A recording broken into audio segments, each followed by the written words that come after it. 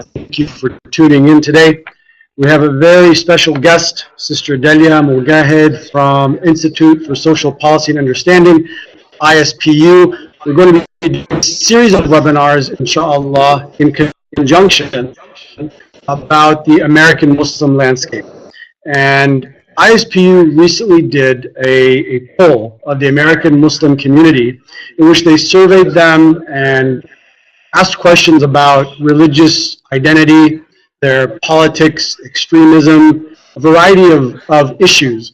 And what I thought was really about the survey is that they had also surveyed Jews, Protestants, and Catholics, asked them the same questions, and then they compared their responses to those of the Muslim community. And there were some really trends and interesting observations that Sister Dalia is going to share with us during the webinar. So let me introduce our guest, Sister Dalia Mogahed.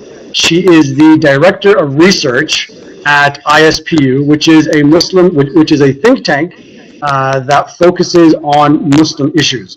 She's the former Executive Director of the Gallup Center for Muslim Studies. She co-authored the book Who Speaks for Islam? What 1 Billion Muslims Really Think, with co-author John Esposito, and she was appointed by President Obama to the President's Advisory Council on Faith-Based and Neighborhood Partnerships in 2009. So my friend, Sister Delia, how are you doing? Great, thank you so much. Thank you for having us. So you are normally headquartered in DC, but you're joining us from San Francisco today, I believe it is? Yes, I am. All right, you're a big time traveler. It's wonderful to speak to all of you, and thank you for taking time to join us for this webinar. I actually think this is one of the most important studies that I've personally ever done because it comes at such a critical time where American Muslims are at the center of a very heated national conversation and very seldom a part of it. So this is a way for ordinary people to get their voices heard in a representative, scientific way to really address the questions that the country is asking. Questions like, where do Muslims stand on violence? Can you be fully Muslim and fully American? How do Muslims feel about this election? What are their priorities, and many other questions? And it was very important to us, just as Brother Hazem said, to ask the exact same questions of everyone. So we are not looking at Muslims as an isolated specimen. We are comparing across religious communities and really placing the American Muslim community within its faith landscape within the country. Mm-hmm. So I'm very excited to share these results with you. I think they're very important for outreach, for when you're talking to your neighbors and maybe presenting to church groups or anywhere else. The PowerPoint is available for your use online, as are many other tools that you can find on our website. So this is for you to use and to share with others. And I've actually been to the ISPU website several times, and you have several publications available for free download. And it's a wealth of information that I think more of us need to make better use of. I go there on a regular basis, and I try to make use of them as much as I can. A quick and very shameless plug for ISNA. Sister Delia and ISPU are going to be at the ISNA convention in Chicago the first weekend of September, Labor Day. And she's going to be discussing many of these issues that we're going to be discussing during the webinar. So this is a great opportunity at the convention to follow up. You can meet her in person. You can pick her brains. She is one of the smartest ladies that I have ever met, and I'm very lucky to have gotten to know her. So, Sister Delia, I know that you have a presentation ready, yep. And so I will let you go through that for the most part uninterrupted. Then we'll have a discussion about it for a little bit, and then we'll go to Q&A where the audience gets to chime in. Okay, wonderful. All right, so go ahead. So let me start very briefly by going over what I'll cover today. I'm going to talk to you about very briefly about the methodology we use to do the research. And then I will go over the topics of politics, religion, identity, and then views of violence. So our methodology, we started out by asking who can be our chief methodologist for this research. We wanted to really find the top person that that works on polling minorities. So if you're familiar with survey research, you'll know that it is very difficult to poll in a representative manner a group like the American Muslim community because we are 1 to 2% of the overall population. So we went out and found the top methodologist on polling Jewish Americans. That was David Dutwin. He sits on the board of the American Association of Survey Researchers. He specializes in Jewish American polling as well as minority polling overall. And we asked him to join our team as our chief methodologist. He was thrilled to do so. So he really advised us and also basically carried out the mechanics of the poll. What we did is we created a nationally representative sample of Muslims. We had a sample of 550.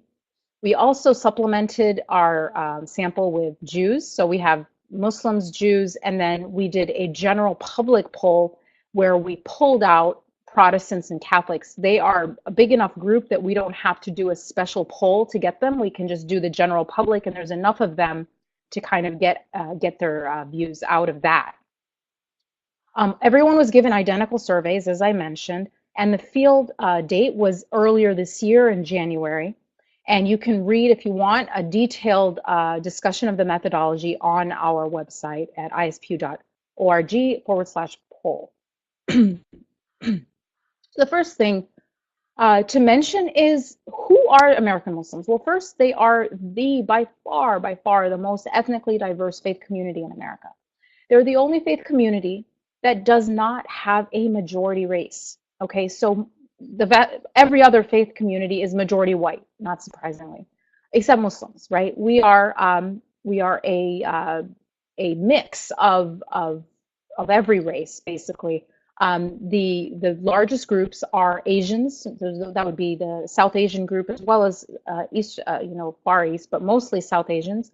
Arabs, or people who identify as Arab or white, so that group is, the white group is a little bit harder to define, but they are self-identified white. We did offer Arab as an actual option, but they did choose white. And then African Americans, who make up almost the same percentage as Asians. And it's interesting because this poll is a little different from ones I've done before with the Gallup, where African Americans actually came out as the largest group.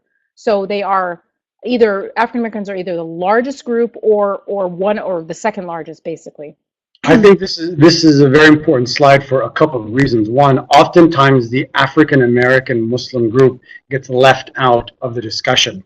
And predominantly when we think of Muslims, many of us only think of Arab or think of South Asians. And so it's important to remember that our African American brothers and sisters constitute a very large portion of our American Ummah.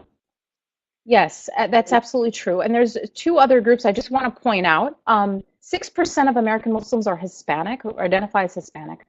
And this is up from 3% about 9 years ago. So the Latino community is actually the fastest growing community within our larger Muslim Ummah in America. And then 1% actually identified as Native American. And I don't think we ever think of Native Americans. It's not a very good, not a very large group, but we do have Native American Muslims that are, a part of our community as well. Okay, the other thing to note about our community that's very that's unique is that we're very young. It's the youngest faith community that we surveyed. So if you look at this graph, what you'll see is, if you look at 14% are between the age of 18 and 24, 22% of Muslims are between the age of 25 and 34. And What that means, if you do the math, is that 36% are below the age of 35. And that's quite a bit higher than, say, the Jewish community. Only 17% are below the age of 35, and it's also higher than Catholics and Protestants. So the American Muslim community is very young, which translates into a lot of things. First is they tend to be the most likely to be employed. They're not as likely to be retired, so they're contributing members of society. They're also a group that is going to be growing into the future, both because of demographics, immigration, as well as conversion. So when Pew says that Muslims will be the second largest religion in America by 2050, this is one of the reasons why. It's because it's a very young community. Okay. So, jumping right into politics, as of the, when this poll was taken, which is in late January, the most popular candidate among Muslims was actually Hillary Clinton at 40%, followed by Bernie Sanders. Now, a lot of people have been surprised by this data, especially Bernie supporters. And I'll give a few caveats here to kind of explain why this might be a bit surprising. First, this is an overall look, so it's the population as a whole. When you look at young people, Bernie does, is favored over Hillary. So if the only people you talk to are people who are young, then you may be surprised by this. But if you look at the entire community, these are the numbers. It is interesting to note a few things. First, the only female candidate is most popular among Muslims. So that kind of responds to some of the stereotypes about Muslims and their acceptance of a female leader. Second, Muslims are as likely as Jews to favor Bernie Sanders. And 27 and 24 are basically statistically identical numbers. So again, another kind of response to the idea that Muslims are inherently seething with anti-Semitism. It's just simply not the case. Dalia, a quick question, please. Between Yes. Donald Trump and Ted Cruz, there's about 6%. And while that's not, it's certainly a small number, but it's not an insignificant number. How do we explain the 6% for Trump and Cruz, considering that the two of them have some very egregious and inflammatory things to say about Muslims? Yes, I think those numbers are always somewhat surprising. But what we know is that some Muslims just don't vote based on being a Muslim, and they put other things first. I joke sometimes that maybe that 4% with with Donald Trump are just people who really don't want their mother-in-law to visit. But it could be that they have certain business interests, or he does appeal to some parts of our community in terms of his message around getting the economy back up and things like that. So people, I have talked to Muslims who support Trump, and their response is, well, everybody's Islamophobic. He's just more honest about it. Or, we think he's just saying that for his base. We don't think he's going to act on it. Or, well, I do think some Muslims are, shouldn't be coming into the country. So don't underestimate the possibility of some internalized Islamophobia in some cases. So those numbers are not as surprising to me, just because I have met people who,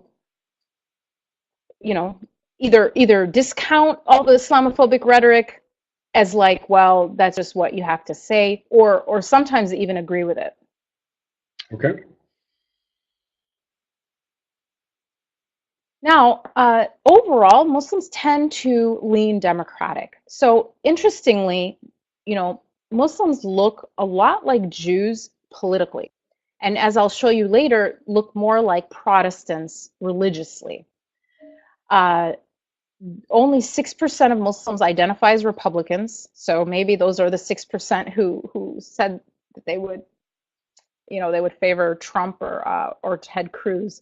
And the rest either identify as independent or democratic. Now, Muslims are the most likely community to actually be and to identify as independents versus either of the two major political parties. And when you look at the independent group, many of them would say that they are politically or ideologically conservative, but they're not identifying as Republicans. And a lot of that is because of the rhetoric. It's alienating, and if the Republican Party would be more, neutral or inclusive of people, that a lot of Muslims actually share conservative values around family and maybe fiscal conservatism to some degree. But they are not able to join the Republican Party or identify because of that anti-Muslim rhetoric that has become like the signature trait almost of the Republican Party, unfortunately, versus some of the other things that they used to stand for. And so they end up in this independent piece, in this independent group, instead of being in the Republican side. But the other thing to also see is that because Muslims are there's such a large percentage who are independent, they can be won over. They really are a community that, especially in swing states where it's important, that they should be a group that both parties are really reaching out to and trying to court, because they are the most likely to be able to switch back and forth. And so what that big independent portion means overall is Muslims are much more likely to vote based on priorities and policies than partisanship. They are not just going to, necessarily straight down the line vote for one party or the other, like many other communities tend to. So what are the top priorities for the American Muslim community? They are the economy, civil rights, and education. And the economy and jobs is by far the most important. And after that comes bigotry, civil rights, and then education. What's interesting about this is Muslims look as a community, as an overall community, almost are identical in terms of their their priorities as are African Americans, with the exception of immigration being something that's important to the community, the Muslim community, and not to the Black community. The other thing to note is that, like African Americans and Democrats, quote, national security doesn't make it in the top one or two categories of priorities. And that is different from the Jewish, Catholic, and Protestant communities as faith groups. Now, this will be something some people will look at and say, well, wait a minute, Muslims are, soft on terrorism. Why isn't national security their top thing?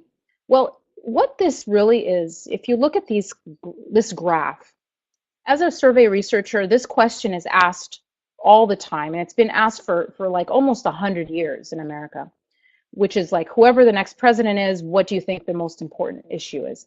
This is like a graph of people's fears.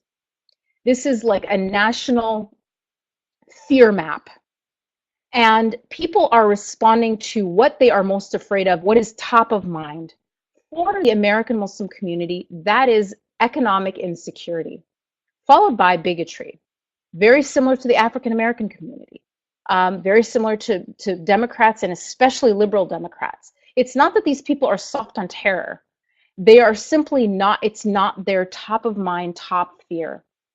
And when you actually look at, objective data, what people should actually be afraid of in terms of what is really a threat to them is not terrorism. There is almost no chance of being killed by terrorists. You have a better chance of being killed by furniture or a toddler, and all these statistics we always hear.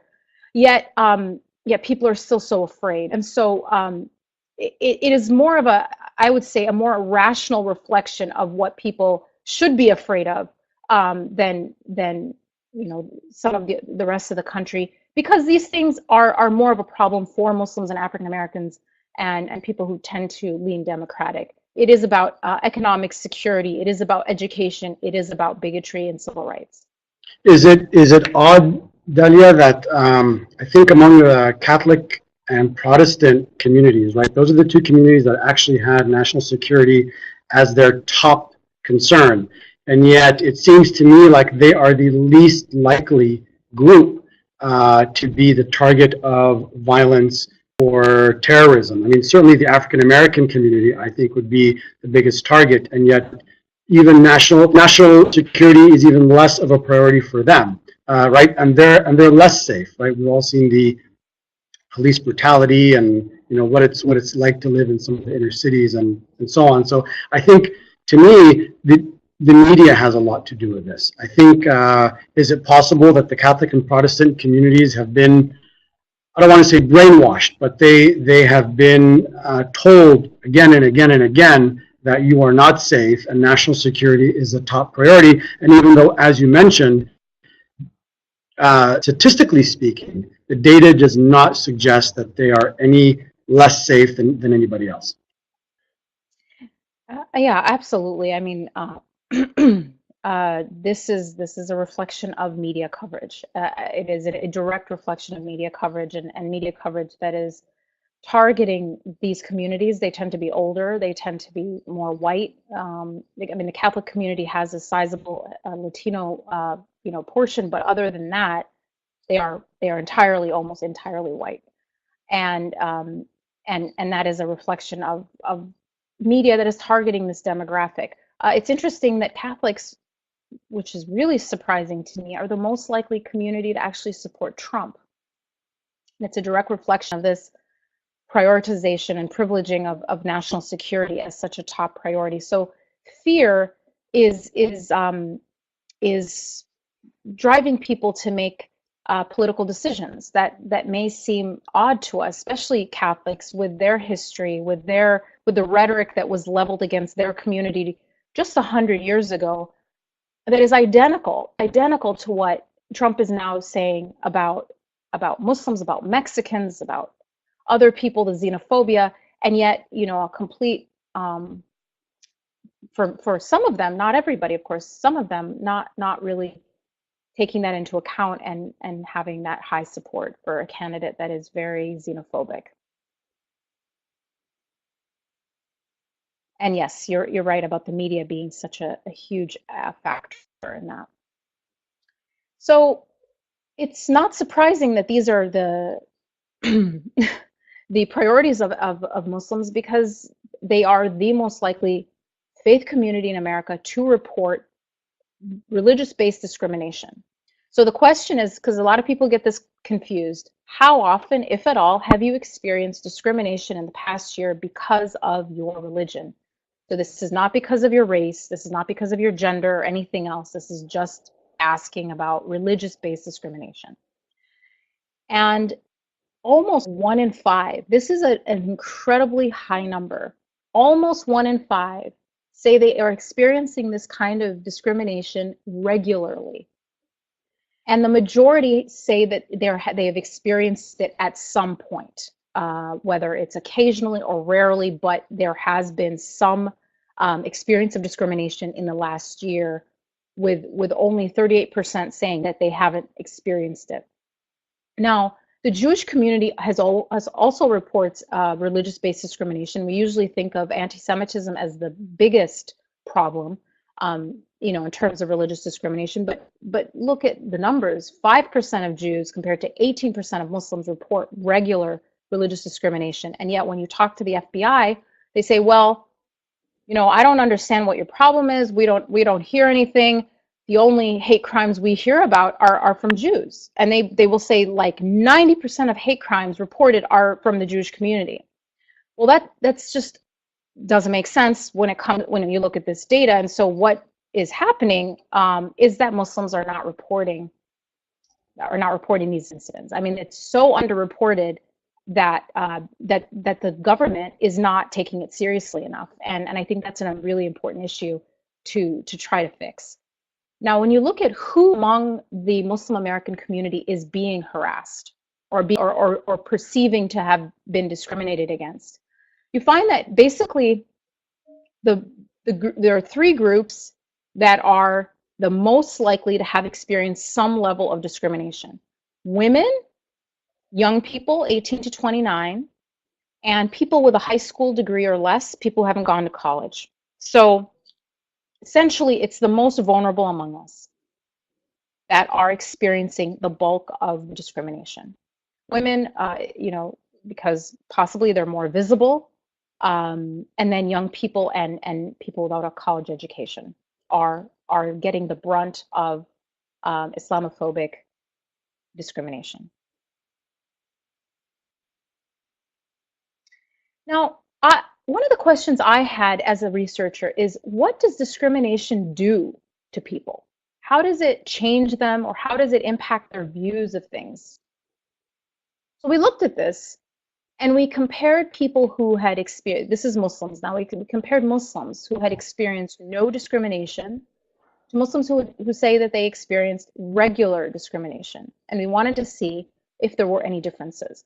We looked at like every question. We looked at views of violence. We looked at their sense of their American identity, their sense of their Muslim identity. And we found no differences at all on anything except for these two items.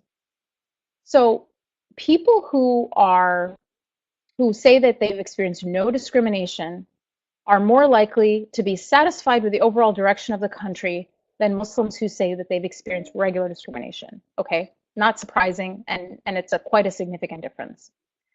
The thing that made us the sort of more surprising one was this one, that people who had experienced no discrimination were actually less likely to be involved in their community than people who had experienced regular discrimination. The majority of people who have experienced regular discrimination say that they have worked with other people from their neighborhood to fix a problem or improve a condition in their community.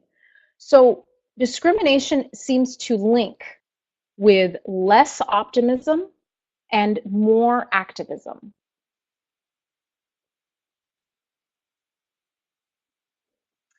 So overall, this is probably the most surprising result that I found, was that Muslims are the most satisfied community in America with the direction of the country, and with President Obama as a president, in terms of his performance. So 63% are satisfied with the direction of the country, and 78%, like the highest approval rating of the president among any group, approve of the president. The direction of the country may reflect, and it usually does reflect, how you feel about the president. Muslims are not always satisfied with the direction of the country. So sometimes I've had people look at this data and say, well, Muslims they get it all wrong in every way. They're like, oh, Muslims are all immigrants, so they're just happy not to be in the old country, and they're just satisfied no matter what. That is completely wrong. First of all, under Bush, right? You remember him, George W. Bush, Muslims were incredibly dissatisfied. In fact, their approval rating of President Bush was 7%, okay? 7% compared to 78%. So there was a huge difference, and their satisfaction with the direction of the country was also in the single digits. So this is actually a reflection of how people are feeling about this president, and generally agree with his policies. It doesn't mean that they like the rhetoric of the election, but that right now he's the one in charge, and this is how they're feeling about the country. Now, as far as political engagement, there's sort of good news and bad news. The good news first is that Muslims are equally likely to be engaged in their community. They are volunteering, they are working with people at the grassroots level to improve problems or to solve problems in their neighborhood and in their community, as likely as Jews to say that or to report that. But they're far, far less likely to be registered to vote. And they're even less likely to plan to vote. So there's sort of two problems here. One is that the Muslim registration of voting for voting is only at 60%, compared to 86% of Jews, 95% of Catholics, 94% of Protestants. Almost every Catholic and Protestant, and vast majority of Jews are registered to vote. and 60% of Muslims are. And just so that you're not wondering if this is because some Muslims aren't citizens, we only ask this of people who are eligible to vote. So this is 60% of eligible Muslim voters. The other issue is that 85% plan to vote. So you have this 25% difference between the ones who are ready to vote and the ones who are planning to vote. We call this group, right, the quarter of us, the inshallah voters. So they're going to vote, inshallah, but they have not taken the actual steps to be able to vote. And our recommendation strongly is that this is the group we have to focus on in the short term, not the group that is the 15% who are saying we're not even planning to vote. The 15% who don't even want to vote, that's a group we have to work on if we want to, increase Muslim political engagement. We have to work on that group long term. The group that needs to be focused on right now for these next few months is that 25% inshallah voters who want to vote but haven't gotten around to registering. By the way, politicians are very aware of this. This data is public knowledge. Whether or not you voted, which party you registered for, they don't say who you voted for, right? But most other information is there, and candidates and politicians and political parties pay very close attention to this. So they know that Muslims are less likely to vote. And that's one of the reasons that the Muslim community as a whole is still politically weak, as opposed to, for example, the Jewish community, which is about the same percentage of the population, but enjoys much better representation in the government and a lot more political say than Muslims do. That's exactly right. Some people aren't aware of this, but there's lists out there of the names of people who voted. It's true that it's not public who you voted, but it is public if you voted. If you voted is public, and I will be in meetings with people who are running for office, and we'll tell them, you need to talk to the Muslim constituents in your district, and they will literally come back and say only 7 of them voted in the last election. They'll actually give us the number, and the number is embarrassing. Or only 37% voted. I'm sorry, 37 voted, not 37%. Of 100,000 people in their district, okay, so a place like Michigan, where Muslims should be dictating policy because of their numbers, the elected officials will literally come back and say, yes, the numbers are this, but only 37 people, not 37%, actually voted in the last election. And that matters. I mean, one really scary data point, I'm just going to share it with you just to explain this.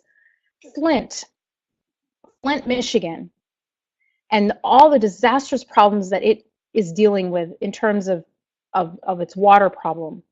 4 miles away, in another city, very close by, their pipes were changed and they had no problem. 4 miles away. Now, there are lots of differences between these two cities, but one difference I'll share with you is that Flint's voter turnout is 12%, and that other city 4 miles away is 70%. And that can actually be, in some cases, the difference between life and death. It is that important to show political leaders that you are engaged in, that you matter, or they will just ignore you. And that's, I think, a very important point to take home. So we actually ask people, why do you vote and why don't you vote? And I think this is important in crafting messaging around helping people to come to vote. So why do people vote? Their reasons are Muslims. Why do they vote? Civic duty. I want to make a difference. I want to make sure a specific candidate is not elected. And it's my right. It's an important right and freedom I want to exercise. Okay. This is what people said they don't want to vote. That 15% said, I don't plan to vote. I'm not registered. I don't want to vote. Voting is not something I'm interested in. Here's why. They say my vote doesn't matter, doesn't count, won't make a difference. I don't like any of the options. That's something that we hear all the time. And the issues I care about are not represented by any candidate. Now, 2 things to notice is that basically the key difference between people who want to vote and people who don't is if they think it matters. if they think they can make a difference, and if they think that it really, you know, it will count. But the second thing to notice is that we actually didn't hear anyone say it was haram to vote. It's not a question, it's not an answer we heard, and we even had it pre-coded. We had it as to religiously wrong to vote or whatever. We anticipated hearing that, and we never heard it from a single respondent. So that obstacle seems to have been overcome to some degree, or at least it's a minority, a very small minority. The bigger issue now.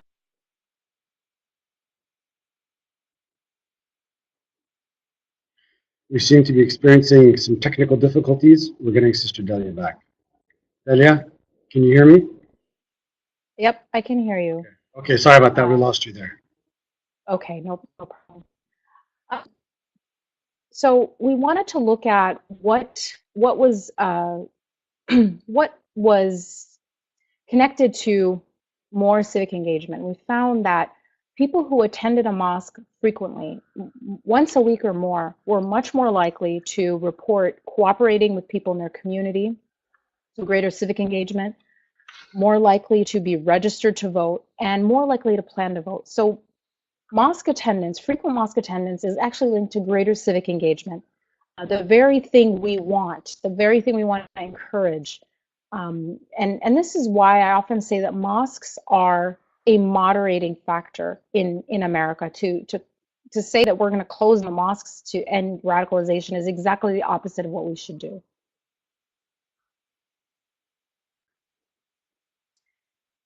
Here, you know, a lot of times Muslims are sort of portrayed as fanatics or, you know, religiously different from everyone else, and it's actually not the case at all.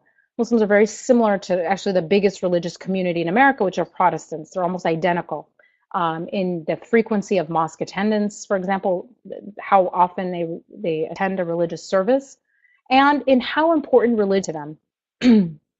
In fact, Catholics and Protestants are slightly more likely, although not by much, to say that religion is important to them.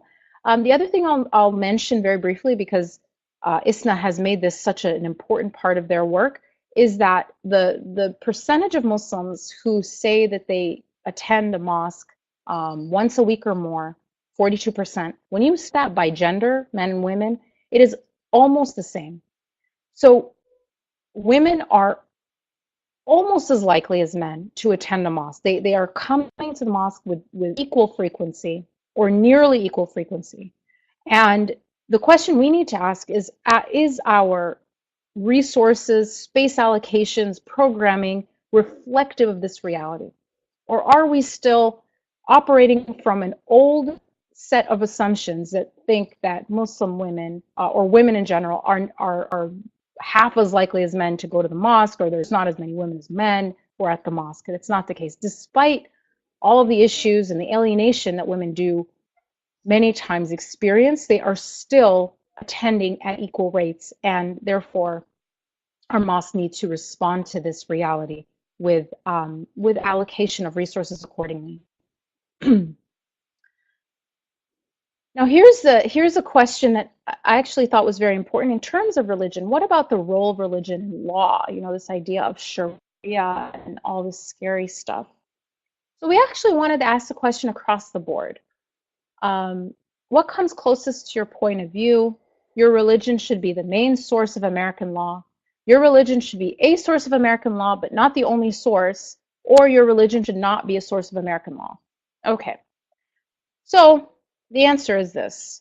Protestants are the most likely to want religion as law in America, not Muslims. But Muslims aren't far behind. So there's a couple things to sort of take note. First, the majority of Muslims say they don't want religion to be, or their religion to be a part of American law. But they're similar to Protestants in the likelihood of wanting their religion to be reflected in American law. I think that this is an important point, because when a Protestant says they want to advocate for X, Y, or Z policy, out of their religious beliefs, nobody freaks out. It's normal, right? It's normal for religious people to want to see their values. Everybody is advocating for their values to be reflected in their law, and religious people draw their values from their religion. Nothing scary about that. And when you are able to ask everyone the same question, it appears as clear as this. It's Muslims are Americans. They are people of faith, just as Protestants are, and nothing is unusual about this kind of result. I think this is the best pushback against the craze of the sort of creeping Sharia idea. Is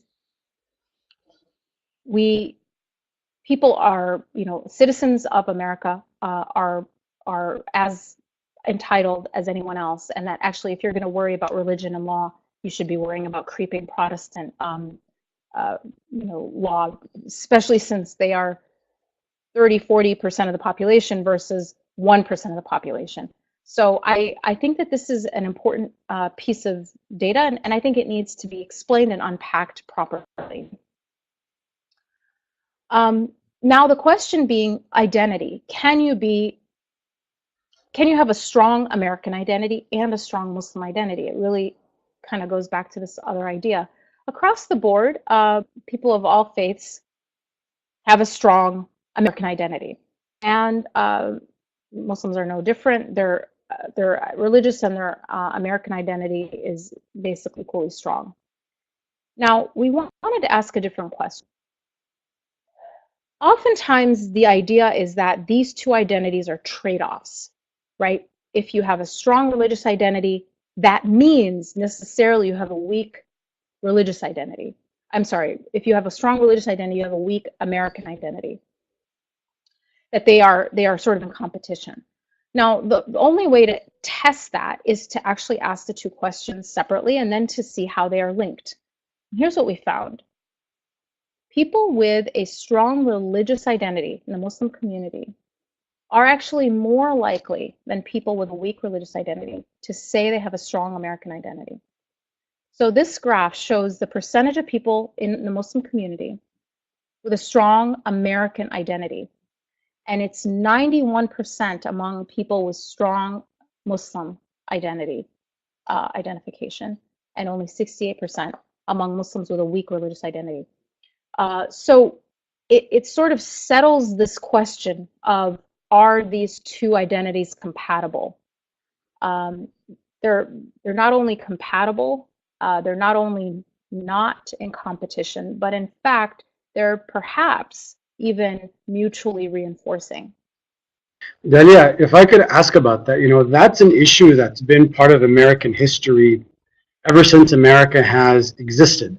This idea that if you're one thing, therefore you're not American. Jews went through it, Catholics went through it, Irish went through it, the Japanese went through it. It's a cycle that keeps repeating over and over and over again. The majority seem to reject this up-and-coming minority. And what can we do as a community to prove to everybody else, even though we shouldn't necessarily have to prove, but that's the situation that we're in, to prove to them that, look, I'm a Muslim, I value my faith, and I'm a proud Muslim, but that doesn't make me any less American. How do we package that in a way that is convincing to those that are most skeptical of us? I think we have to ask the question, what does it mean to be an American? And I think that's actually at the heart of this question. Because what it meant to be a real American was a white Anglo-Saxon Protestant. Then that definition was expanded to include Jews. Then it was expanded to include Catholics. Then it was expanded to include non-Anglo-Saxons, right? Italians could also be Americans and so forth. And it just kept expanding until it included more and more people. But we all remember that in not so long ago, Japanese Americans weren't seen as real Americans, and they were taken and unjustly detained and imprisoned just because of their identity. So it's not so much that Japanese Americans, if you look at their history, they were third, fourth generation Americans, but they look different. And it was the problem, the heart of the problem was this challenge of what does it mean to be an American? Is it defined by a culture and a creed? Is it the way you look? Or is it an idea, a concept? Our founding documents seem to say that it's actually a concept. It's a set of values. It's a set of ideas that anyone can subscribe to. That's why we're different, supposedly, from Europe, and where it is about an ethnicity, and that's how the nation state is sort of created. We were supposed to be different from that. So we have to continuously remind our country to live up to its founding values, that it hasn't yet, and it, we need to challenge it to grow toward these aspirational values that it claims to uphold. I don't think it's about what we do as much as it is about reinforcing and reminding people of what America is supposed to be defined as. Because the reason we're not seen as American, I wrote an article about this, is if you kind of go through all of the reasons that could be, they don't really hold up. It ends up being, at the end of the day, a definition. You look at the subtext of everything that someone like Trump says, it's really about a real American looks like this. Everyone else is here on our good graces. We're the real Americans. We're the host. We're the hosts, and everyone else is a guest, or should be a grateful servant to us. And that paradigm has to be exposed, and I think that's the only way that this idea will not keep emerging. Thank you. Okay, and then finally, we looked at views of violence. We looked at it in two ways. One is, how justified is it for a military to attack and basically to target and kill civilians? And how justified is it for an individual to target and kill civilians? So the first one with military is the definition, according to the Geneva Convention, of a war crime. Okay, this is not okay. You cannot target and kill civilians if you're a military. That is a war crime. The second one is basically the definition of conventional terrorism as we understand it. So 65% of Muslims say that it is never justified to target and kill civilians. And unfortunately, the majority of the rest of the country thinks it's sometimes justified. So when you have numbers in the 40s that say it's never justified to commit a war crime, it is a bit concerning. And I really think this is the headline here. But it's not something anyone wants to talk about. I think it's really problematic. I think we need to re-educate ourselves on how to hold our military accountable and what we think it's okay for our military to do. Now, the second piece is on terrorism overall, and Muslims are as likely as other people of faith in America to say it's never justified. And this is, again, where it becomes very important to ask the question across the board, not just of one group, where the headline would have been very different had we only asked Muslims this question because, oh my God, it's 81%. Well, what does that mean? 19% think it's okay. 19% of Muslims, how many, what percentage of that, it's a 19% of 7 million. This many people are terrorists. I mean, that's what always happens with polls that are misinterpreted. But when you do it properly and you have a cross-section of America, then data can be interpreted within context. And I think that was, as I had mentioned, that was one of the things about this study that I really liked, is the context. Now we know where we are relative to everybody else. We have just a few minutes left, so to the audience, if you have a question, please go ahead and post it in the chat room. We will, hopefully we'll have a few minutes to get to it, inshallah. Also, this webinar will be archived and it will be available for viewing in the future, and we will email links to everybody who registered for this event. So I have, before we get to some of the questions from the viewers, I thought it was really important. One of the key findings that you had mentioned is that 87% of Muslims say that religion is really important in their lives. To me, that's very reassuring. Religion is something that people truly care about. Something that you and I have spoken about regularly, and something you had alluded to, is the lack of people coming to the masajid on a regular basis. You know, the masajid are full during Jummah prayer, but then the rest of the week, really, there aren't the activities and there isn't the life and the action that all of us would like to see, despite the fact that religion plays an important role and we want to be more involved. So what does that mean for us as a community, and what do we need to do so that the activity in the masajid reflects the fact that 87% of Muslims take this religion seriously? I mean, I think that's a great question. You know, I'll put a plug in for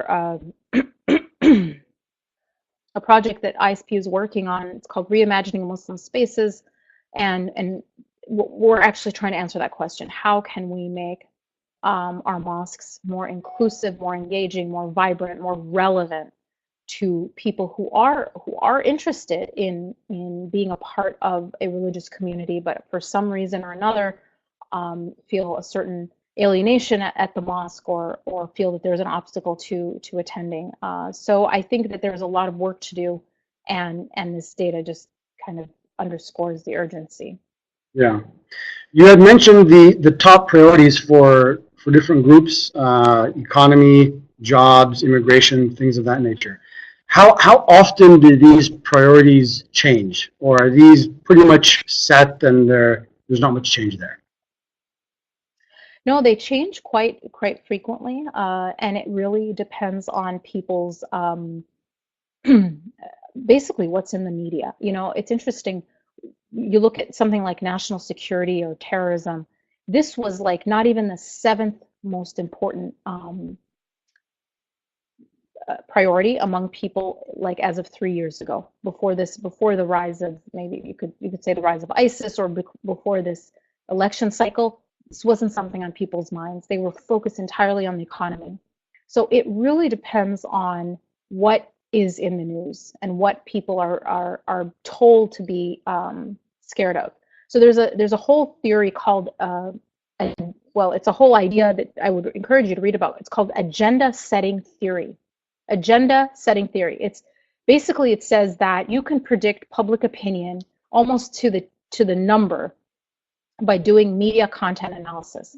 There's companies that do this for for corporations, to actually tell them what their stock price will be just by looking at what their media coverage is, and they will predict, like, and they have a specific time lag. So if the media says this, or this is the content analysis of the media today, public opinion will reflect this in 2 weeks, and they have it to the day. I mean, it's scary how much the media dictates our perceptions. And this idea of agenda setting theory means that the media tells you what you should be thinking about. So what should be on your agenda? What should be important to you? And so these fears, this fear map, as I call it, is a reflection of the media, basically. Yeah. So regarding voting, I know that this is going to be a real issue this year. What do you say to Muslims who think that their vote doesn't count?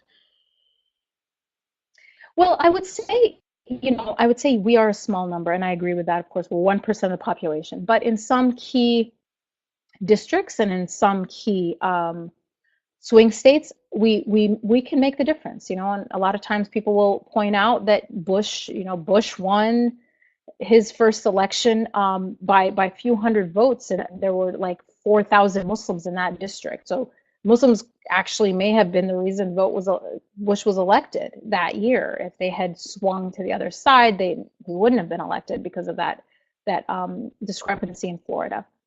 So that's one thing. They can make a difference. But more important than that, I think, is that when you show politicians that your community is engaged, that they are voting at a 70, 80, 90% rate, every single Muslim is going out and voting, they're going to court you. They're going to meet with you. They're going to take your policy priorities seriously. If you're not voting and giving, you don't count. You're invisible to them. And And I think that's what really makes a difference. I think the best evidence of that is the Jewish community, because the Jewish community is also 1 to 2%, but they enjoy a tremendous amount of political clout.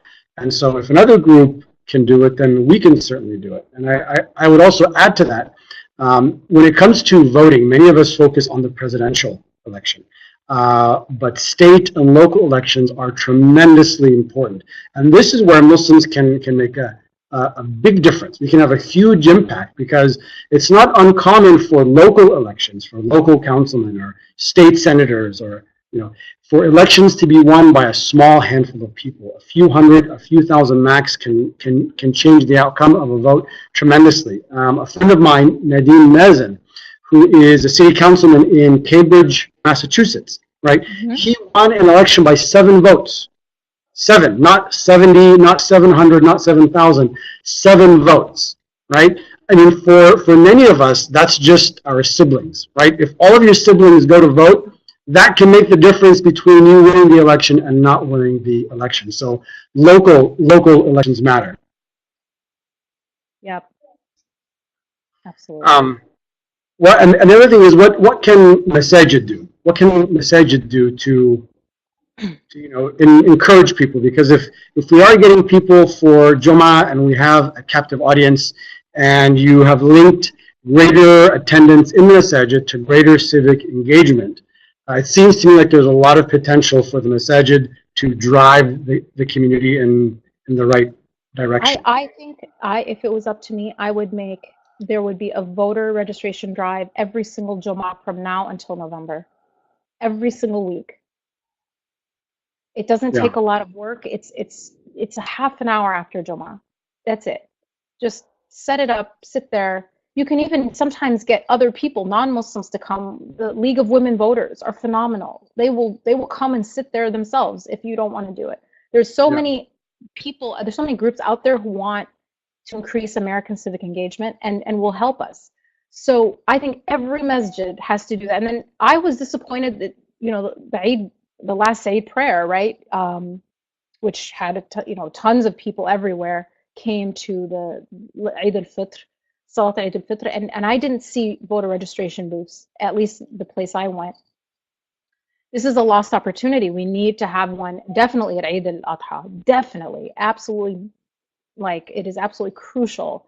Eid al-Adha is going to land basically on September 11th. So it's enough time. I mean, the date is going to be something we have to navigate, but it's enough time before the election that even in states where you have to be registered a full month before, it's enough time to be able to do that. And I highly recommend that we do that, especially because this idea of the 25% who want to vote but haven't gotten around to it, they just need a nudge. It's not a lot of work to get 25% of the community registered. And that's who we should be focusing on. I think skeptics are a waste of our time right now. We need to, we always want to focus on them. Oh, how do we convince these people who think it's not whatever?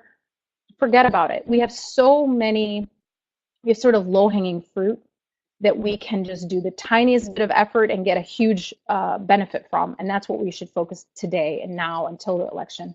The other folks who don't want to vote, we have to talk to them long-term, and that's a different issue. Yeah, great.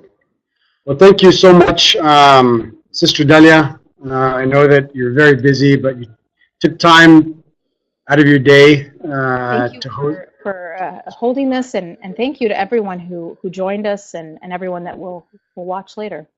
Yeah, thank you to everybody out in internet land. Thank you for tuning in. Again, this will be archived, it will be documented, and you can share it with other people. We will be having a follow-up webinar with ISPU in a few months. If you have not been to ISPU's site, I highly encourage you to do so. Support ISPU. The work and the data and the findings that they produce help support all Muslim organizations and individuals and activists, including ISNA. So ISPU is a great organization, and they're one that need our support. The convention, do not forget about the convention, Labor Day weekend, first weekend in September in Chicago. Dalia and ISPU are going to be there. You've got several sessions at the convention coming up, so you can interact with Dalia and a host of other leaders. So be sure to mark your calendar and be on the lookout for the upcoming webinar, inshallah. Dalia, thank you again. Thank you so much, and thank you to everybody out in the internet land. Assalamu alaikum. Alaikum assalam.